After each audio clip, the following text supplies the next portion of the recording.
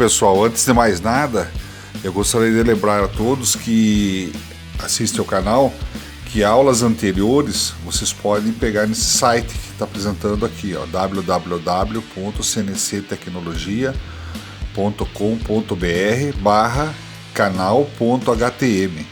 Esse site aí, ele vai abrir uma página que vai mostrar para vocês todos os nossos vídeos e você vai poder fazer a seleção daquele que você quiser, bastando dar um clique na imagem aí, na capinha do vídeo, e você entra direto no YouTube no vídeo correspondente, tá legal? Então não deixe de assistir as primeiras aulas, que são muito importantes, uma é base da outra, né? Olá pessoal, você está no canal CNC Tecnologia e eu sou o Fernando Cassaniga. Estamos aqui mais uma vez para uma aula de programação CNC. Observe que nós estamos numa sequência falando em ferramentas, né? Começou na aula 14, que é o vídeo 61, e aula 15, que é o vídeo 62. Essas duas aulas, elas abrangem a parte de ferramenta, troca de ferramenta, de uma forma genérica, Siemens, Fanuc ou qualquer máquina, tá? Agora, esse vídeo de hoje, para não ficar muito longo, foi dividido em algumas partes. É a aula 16, ele é específico para Siemens. Então, nós abordamos as trocas de ferramenta ainda, como você no programa faz uma troca de ferramenta e faz a compensação das medidas de ferramenta. Então, em aulas anteriores, nesses vídeos 60, entendeu? Falamos sobre preset, sobre tipos de ferramentas, sobre tipos de trocador de ferramenta e tal. Agora, nessa aula 16, nós somos mais específicos, nós falamos como fazer a troca via programa e como fazer com que o programa assuma os corretores de ferramenta, o que é o corretor, as páginas de gerenciamento. Vamos dar exemplo, como é que carregamos as páginas de gerenciamento da ferramenta no Magazine, como que é feito o gerenciamento da ferramenta no Magazine, como é feito a checagem via programa dos corretores, se você errou na digitação no corretor, como é que o seu programa pode supervisionar, como é que você faz uma troca pick-up, o que é uma troca pick-up, tá? Nos vídeos anteriores já existem exemplos e filmes e vídeos mostrando como é que é a troca pick-up. Agora, como é que você faz um programa, uma subrotina que garanta a troca pick-up, né? Então, tem uma coisa muito grande para centros de usinagem, para tornos, né? Como é que você usa a aplicação de tudo isso no programa, tá? Então tem exemplos já na programação disso. Deu um vídeo muito longo, então ele foi repartido em algumas partes. Isso agora só a aula 16 vai ter parte 1, parte 2, parte quantas tiverem aí, né? Você vai observar em vários vídeos. E depois nós vamos abordar na linguagem Fanuc também, numa aula posterior, ok? Então fica com a aula aí, se inscreva no canal, um abraço a todos aí, fique com a aula, mais uma aí. Então agora nós vamos falar sobre a compensação das ferramentas num torno. Nesta figura vemos a imagem de uma vista superior da área de um trabalho de um torno, né? Vista de cima. O que está em amarelo é a área útil desta máquina. Então, aqui está a origem, a posição do M é a origem. A faixa amarela é onde pode percorrer a torre. Aqui tem a torre, a ferramenta, aqui é o ponto de referência da ferramenta. Quando ela está descompensada, qualquer movimento seria o centro desta bolinha aqui, desse círculo, né, que vai posicionar nas coordenadas programadas. Então ele não enxerga essa ferramenta aqui, antes de estar compensado, ele não enxerga que existe isso aqui. Mesmo que tenha a ferramenta aqui, ele não identifica que existe e vai fazer o movimento baseado nesse posicionamento da torre. Aonde se encontra isso? Normalmente é na face da torre, no centro do furo que existe aí para encaixe desse sistema VDI, né? Então, quando você encaixa a ferramenta aqui, você tem que já estar com essa medição ou realizar essa medição para descobrir a medida X e a medida Z. Essas medidas elas vão da ponta do inserto referência, que seria o seu corretor, para o centro da referência de posicionamento da ferramenta. Então, essa medida Z, observem a cota, né? Vai da ponta na referência, e o X também, ele vai do centro do furo até a ponta da ferramenta. Isso aqui normalmente é feito numa máquina de preset externa. Já vimos isso na aula 14, 15, né? Vídeo 61, 62, ou 71, 72, uma coisa assim. Né? Então, só dá uma olhadinha lá na lista. Né? Então, quando se fala em curso de máquina, é essa referência que percorre o curso. Por isso que o afastamento deve ser feito com a ferramenta descompensada, porque ele vai ter a posição máxima para cá, né? E quando ele chega aqui, ele chega pela posição de referência. Se eu mandar a ponta da ferramenta posicionar aqui, ele vai dar fim de curso, ele não vai realizar, porque ele vai querer colocar essa pontinha ali, e para ele colocar essa pontinha ali, esse círculo tem que vir para trás. E aí está fora da área de trabalho da máquina, ele não aceita, dá fim de curso. Por isso que as trocas de ferramenta, normalmente elas são feitas com a ferramenta descompensada. Então a compensação de uma ferramenta no torno é assim, tá? Se for uma ferramenta giratória, a mesma coisa, uma broca, uma fresa, ou uma broca fixa, o que for, sempre a ponta do corretor, que seria a referência para essa distância aqui, tanto em Z como em X.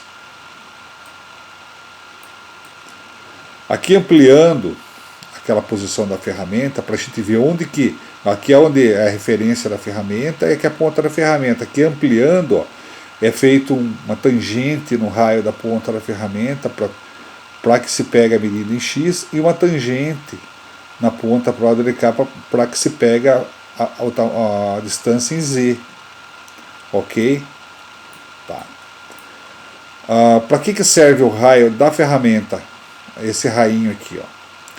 Quando eu estou com a ferramenta apenas compensada, então vamos supor que essa pontinha aqui eu chamei de D1, o corretor dele é D1, e essa ferramenta seja T8.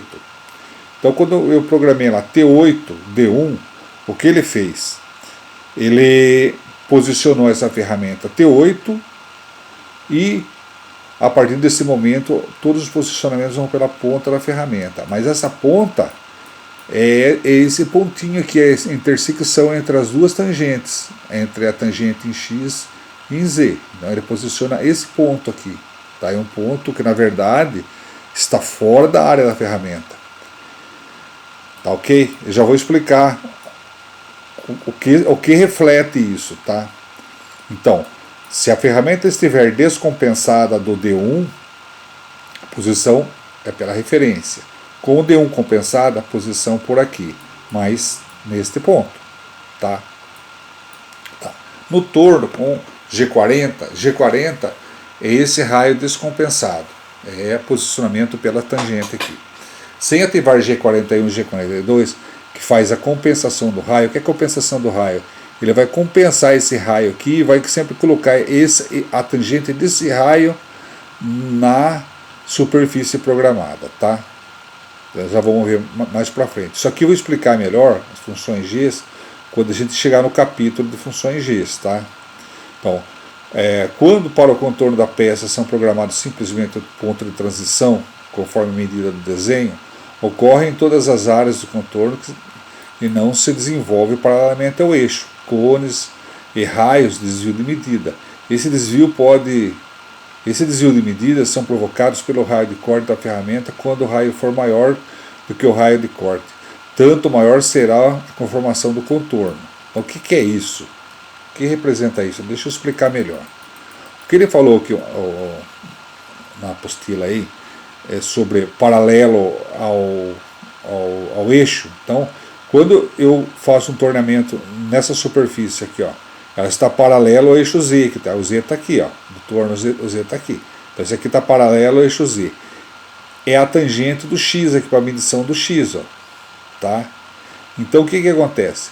Quando eu programar uma medida de posicionamento em X, ele vai posicionar certinho, porque ó, a tangente do preset, desse pontinho aqui, ó, está exatamente no tangenciando aqui, então ele vai cortar com essa parte aqui. Então vai sair certinho a medida. Nas faces aqui, que é paralelo ao X, o X está aqui, ó, tá? Então essa face é paralela a X. Tá? Então quando eu faço um posicionamento em Z aqui, ó, quem vai posicionar em Z vai ser esse ponto aqui, que vai estar paralelo a essa tangente aqui, que vai realizar o corte. Então ele corta certinho. Mas quando ele for fazer um chanfro, é isso que está sendo explicado lá atrás. É com esse pontinho aqui que ele desloca na superfície programada. E o que vai acontecer? Ele vai cortar com a superfície de trás lá, então vai sobrar esse pedacinho aqui. Esse pedacinho sobra de peça aqui, ó. Esse achurado mais grosso é o que está sobrando. Então o que acontece? Sai um chanfro menor do que eu programei. E no raio é a mesma coisa, ó. Falta esse pedacinho aqui, ó. Faltou tirar esse pedacinho aqui, porque ele fez o arco com essa ponta aqui, ó, e não com a superfície. Então, para mim compensar isso e eliminar esse erro, eu tenho que trabalhar com a compensação desse raio nas ferramentas de acabamento, que vão fazer essas superfícies inclinadas. E o que vai acontecer? Eu vou fazer essa compensação e ele vai cortar sempre com a tangente desse raio, compensando essa posição. Ele não vai mais trabalhar com essa pontinha de intersecção. Tá? Então isso aí, para mim, para acontecer isso no torno, tem que trabalhar com a função G41 ou a G42 atuando. Tá? Qual a diferença do G41 e G42? Quando eu trabalho pela direita da superfície, que nem, por exemplo, estou indo para lá assim, ó, estou indo na direita da superfície, G42. Se eu vier tornando de lá para cá assim, ó, fazendo essa aqui, eu estou à esquerda da superfície, daí é G41. Para ele entender que raio você tem que descontar ou somar o raio nas cotas programadas. Então isso aí é uma coisa interna do comando, ok? Mais para frente nas funções disso a gente vai explicar melhor isso. Tá? Mais uma coisa, para ele entender aonde se encontra esse raio, ele precisa saber que tipo de ferramenta ele está usando. Esse tipo é o lado que está virado a ponta da ferramenta, para ele entender que lado que está virado o raio. Tá? Então isso aqui, ó, após usinagem de torre após o centro de giro e torre antes do centro de giro. O que é isso? Quando aquela figura amarela, olha, aqui ela está depois, a torre está aqui, está depois, o centro de giro está aqui, ela está depois, a torre traseira, a frontal fica aqui. Tá? Então quando eu tenho a torre para o lado delicado, o centro, o X meu vem para cá também, ele muda de posição. Então é como se espelhasse essa parte aqui, tá? Então as minhas coordenadas já vão mudar, elas vão virar para o lado de cá. Então tem duas condições, tá? Então quando a torre está nessa posição, depois e antes do eixo de giro, então essa aqui está depois. Tá? Vamos voltar lá. Aqui ó, você vê que é a torre depois, que está sem parênteses, tá? Então se a ferramenta está nessa posição e está depois, ela é do tipo 3. Aqui é tipo 8, tipo 4, tipo 5, tipo 1, tipo 6, tipo 2. Tá? Uma ferramenta de furo, de furar, qual que seria o tipo dela? Essa aqui, ó. Essa aqui, ó, tipo 4. Só que ele vai colocar ela deitada aqui, não vai colocar nessa pé. Ferramenta de furar, né? Aquela ferramenta que está lá em cima no exemplo que nós demos, ela é tipo 3. Tá?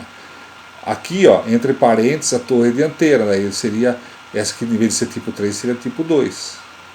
E para a máquina entender de que lado que se encontra o raio do inserto. Tá? Então isso aqui, em toda máquina CNC você precisa disso. Tá? Aqui, ó, exemplo de uma tela de gerenciamento de dados e correção de ferramentas, um torno CNC Sim numérico 810, em torno índice modelo MC200. Então esse aqui é um exemplo, né, de uma tela de um MC200 do Sims 810. Né? Então tenho aqui o que? Então tem o menu principal, tem lá ajuste, né? Aí você entra na correção de ferramentas aqui, tá? Que é uma tela de ajuste.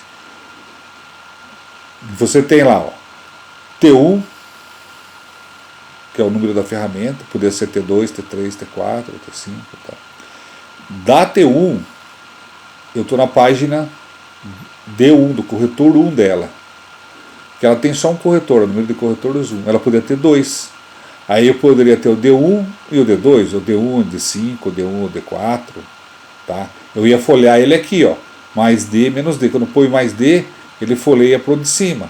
Quando põe menos D, ele folheia para o de baixo. É essa página aqui, porque cada D que eu criar, né, eu vou gerar uma página dessa em branco para mim colocar os valores do corretor novo. Então, vamos supor, estou com uma ferramenta T1. Então, T1, corretor 1, né? O tipo dela que foi criada lá naquele armário, catálogo, era do tipo 510. Posição dos corretores, aquela posição 3. Então, ó, isso que nós acabamos de ver agora é uma ferramenta assim, ó, posição 3. Ok? Então, posição 3. Aí, comprimento. Comprimento é aquele X. E o comprimento 2 é o Z. Aqui, ó, é o raio da pontinha, 1,2. Tá, 1,2. Se eu tenho um inserto de 0,8, eu ponho aqui 0,8. Se eu tenho 0,4, 0,4, e assim por diante. Tá? Então esse aqui é o principal. Se eu quiser folhear mais ferramenta, ó, então posso ter criado, tá, nas minhas condições, o T1, o T2, o T7, o T12, aqui eu folheio os T's. Ó. Mais T, se eu apertar aqui, vai mudar essa página aqui para um T acima desse. Se tiver o T2, é o T2. Se não tiver o T2 for o T3, eu tenho T3. Tá? E aqui menos T. Se eu estou no T8 e aperto menos aqui e tenho T7 e não tem T6, ele vem para o T6. Tá?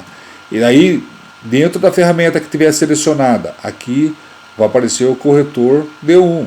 E aqui a quantidade de corretores. Se eu quiser folhear quantos corretores tem essa ferramenta T1 que está aqui, ou a T8, eu vou folhear aqui, ó, mais corretores, menos corretores. Se eu tiver num corretor T1 aqui, ó, D5, por exemplo, quiser apagar, eu apago aqui, ó. Tá? Eu apago aqui. Aí apago o corretor D5. Daí eu ponho aqui, ó, novo. Aí aparece o novo corretor para essa ferramenta aqui. Aí eu quero que ele seja D2, eu ponho 2. Então aqui eu crio o corretor. Aqui eu vou para o corretor que eu quero, ou para a ferramenta que eu quero, né?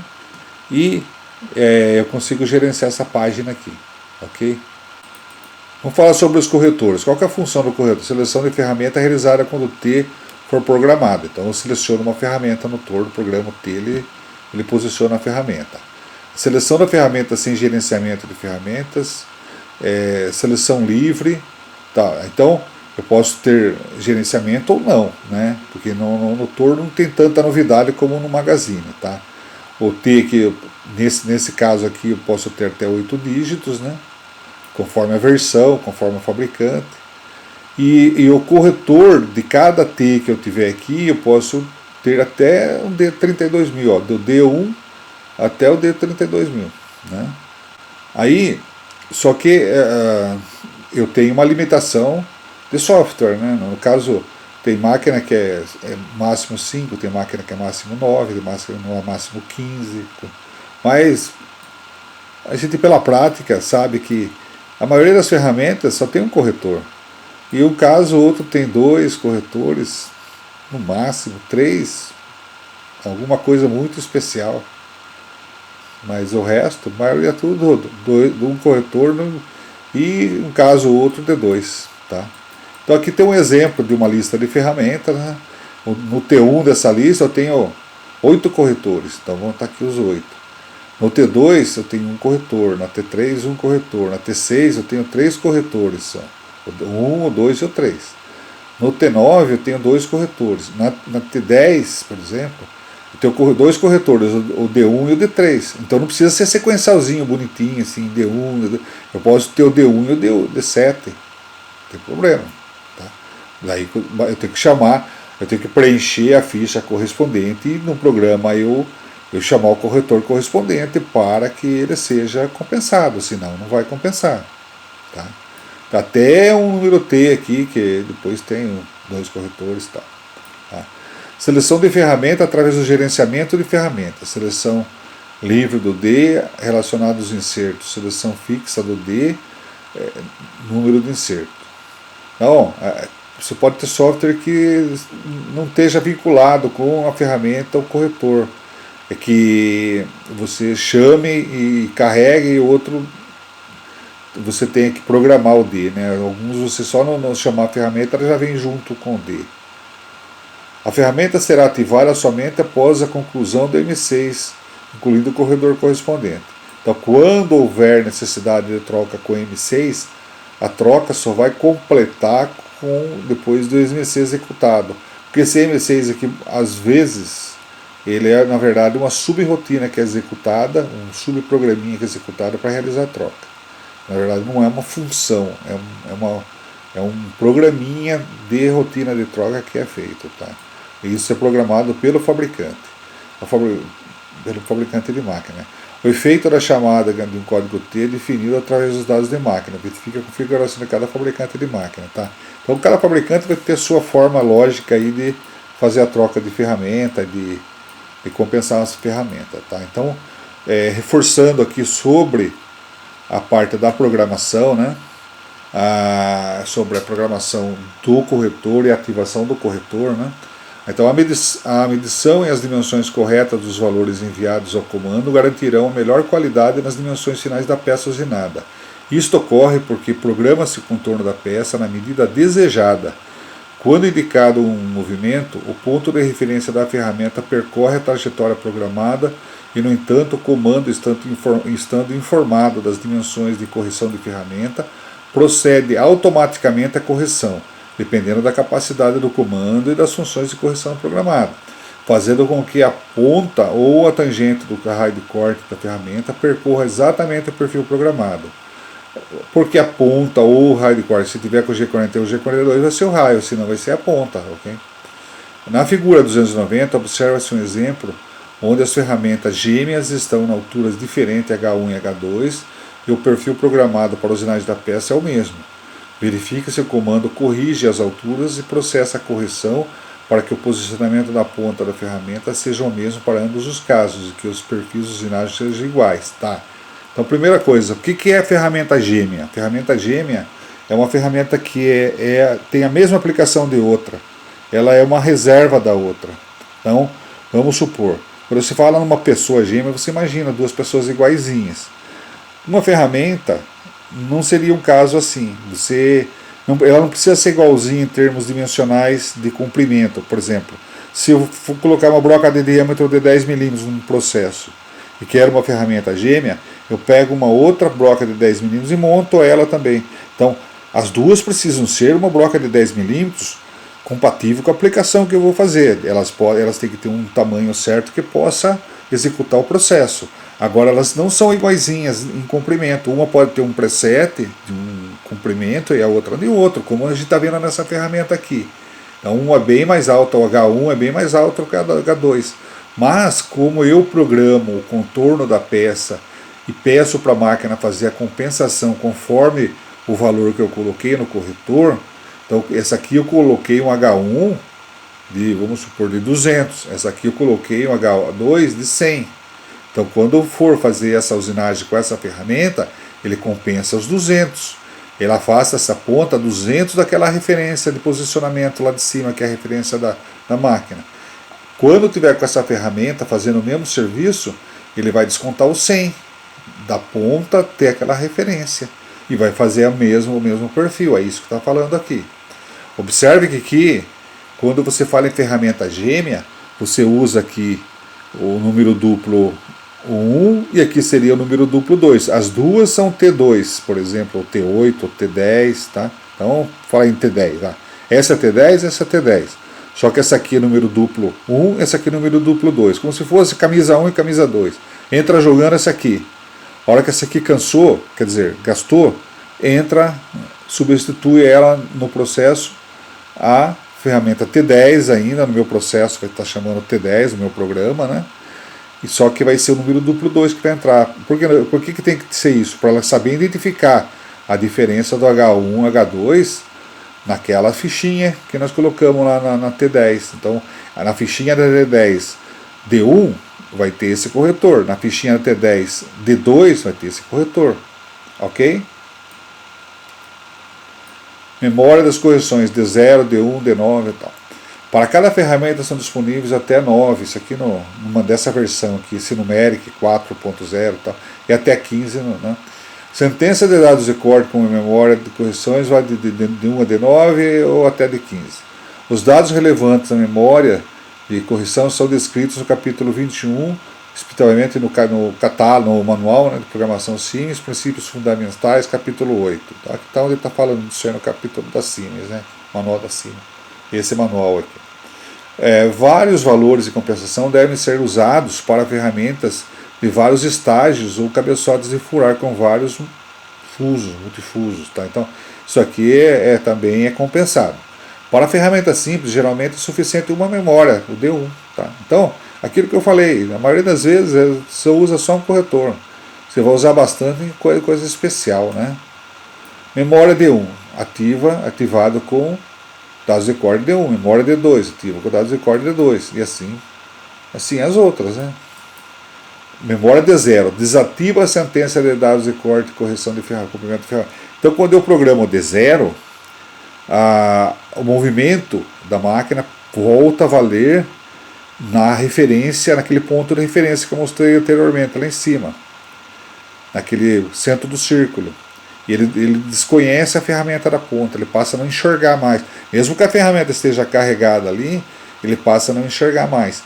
Isso aqui a gente só usa para afastamento na posição máxima para giro da torre, ou se for no centro de usinagem para troca de ferramenta. Quando você afasta para poder fazer a troca, porque você afastando você evita, com ele descompensado, você evita de entrar em fim de curso. Porque se tiver com a ferramenta compensada e você mandar para um lugar, você tem que ficar fazendo os descontos para ver se não deu fim de curso ainda ou não. Então é mais fácil descompensar e chamar lá para o fim de curso. Depois, num tryout de otimização, você pode ir ajustando, trazendo mais perto a troca, com segurança e tal. Mas a princípio você faz assim, é mais seguro. Memórias de correção de ferramenta ativa após a troca da ferramenta. Então aqui nós voltamos a falar em centro de usinagem de novo. Tá? Então aqui aquele caso que nós falamos de troca com CS Tool, que nós falamos lá na aula anterior. Isso aqui é continuação de aula. Tá? Quem não assistiu as outras aulas, é bom assistir na sequência para não ficar com um vazio aí no meio, sem saber o que eu estou falando. Tá? Então, quando é chamado um ciclo de troca de ferramenta com CS Tool, né, ciclo standard de ferramenta, troca, né, e aqui o número da ferramenta, só para quem não viu, isso aqui é um ciclo que funciona como se fosse o M6, no centro de usinagem da Heller. Cada fabricante tem um processo, né, um usa M6, a Heller usa esse aqui. Eu dei o exemplo da máquina Heller, que é a nossa referência aqui, né? Então eu dei exemplo com esse ciclo. E aqui você põe o nome da ferramenta, se for T0, T8, T1, se for bloco, underline de 5, né? O que for o nome da bloca. Né? Sem mais indicações, automaticamente ativada a memória do corretor D1 e a ferramenta da ferramenta do fuso. Então, estou falando que isso aqui ativa o D1 se eu não colocar nada. Tem versão que não faz isso. Então, o que eu aconselho? Sempre colocar o D1, independente de que fale que carrega ou não carrega, porque se muda a versão e de repente não carrega mais, você não põe isso aqui no programa e depois vai trocar a ferramenta, o que acontece? Você tromba e alguém vai olhar e fala, pô, mas você não colocou o corretor, não ativou o corretor, tá? Então, você coloca que é mais seguro, não vai pesar mais. Quando desejada a memória D3, ativa-se após a troca de ferramenta. Esta pode ser indicada em um segundo parâmetro de referência. Então, quando eu quero trocar e já ativar o corretor de 3, eu ponho vírgula 3. Tá? Eu costumo colocar vírgula 1 aqui também, e ativo o corretor de 1 assim. E depois, ainda no meu programa, no primeiro posicionamento, eu coloco D1 ainda, para não ter perigo de alguém tirar e errar alguma coisa, porque isso é muito importante, não esquecer do corretor. movimento sem corretor para usinagem é fatal. É colisão na certa, tá? Então, D3 também pode ser selecionado diretamente após a troca de ferramenta simples, assim, só com você faz a troca, né, CS Tool, nome da ferramenta, e a D3 antes do movimento, então ele ativa o corretor aqui. Ou você pode pôr na mesma sentença, ele ativa junto também, viu? Aqui, ou assim também, então aqui não ativando na troca, colocando depois, aqui ativando na troca e movimentando logo em seguida, ok? Agora uma coisa muito legal, né? Em Heller, possível verificação dos dados de ferramenta e o valor teórico, dados de ferramenta, especialmente geométricos, né? O que ele faz aqui? Ele verifica os dados de preset para você, tá? Então, dados de ferramenta, especialmente os dados geométricos, longitude, raio de ferramenta, normalmente são verificados com equipamentos externos, quer dizer, você faz um preset lá na montagem da ferramenta, né? A transferência de dados à máquina acontece diretamente através da rede, através de carregamento de dados ou através da introdução manual. Existe o perigo dos dados errados transferidos ou introduzidos. Por exemplo, confundidos em introdução errada. Olha, dados errados em ferramenta podem causar colisões.